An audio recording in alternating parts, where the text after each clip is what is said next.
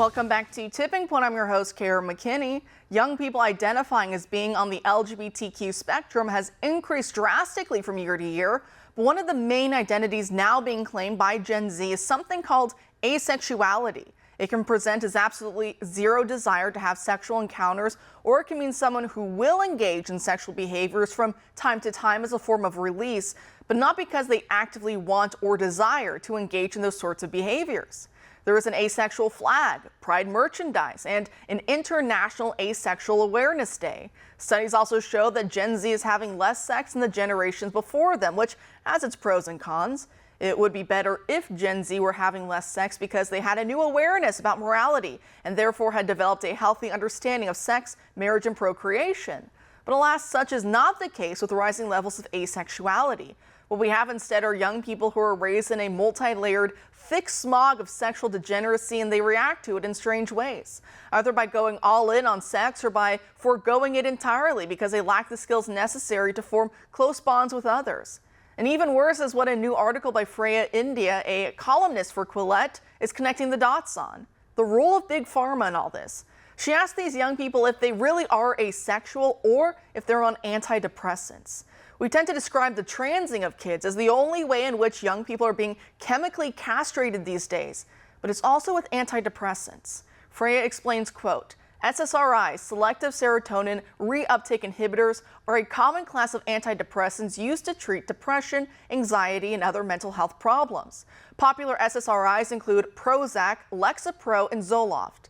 Something well established about these drugs is that they have sexual side effects. In fact, between 40 and 65% of people who take an SSRI are thought to experience some form of sexual dysfunction.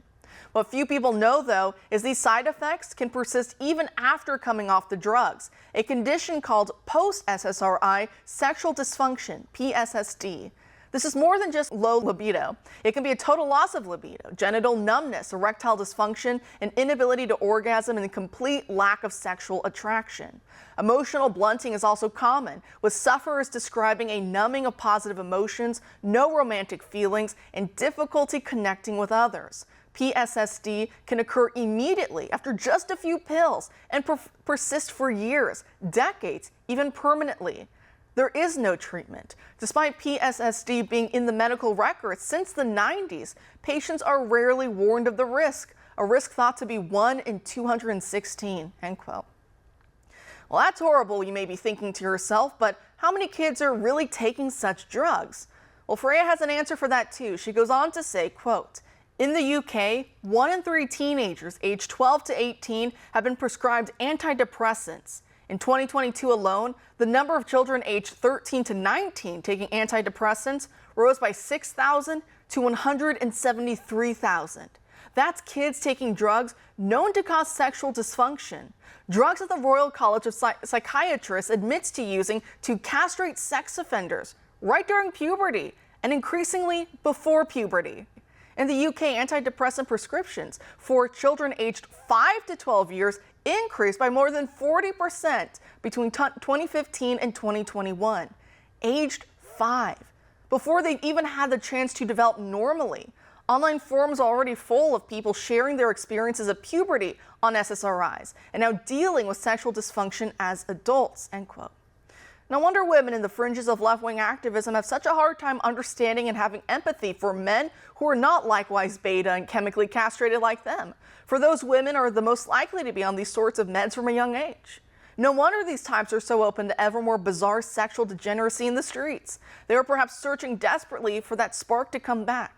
And no wonder Big Pharma loves all the pride talk, because if you think being asexual is a valid queer identity, instead of it being a side effect of a gigantic corporate industry meant to keep you sick, then you'll never stop being their patient. Now they can sell you even more pills to make you happy or to make you feel calm after the mean, bigoted world rejects your sexual identity.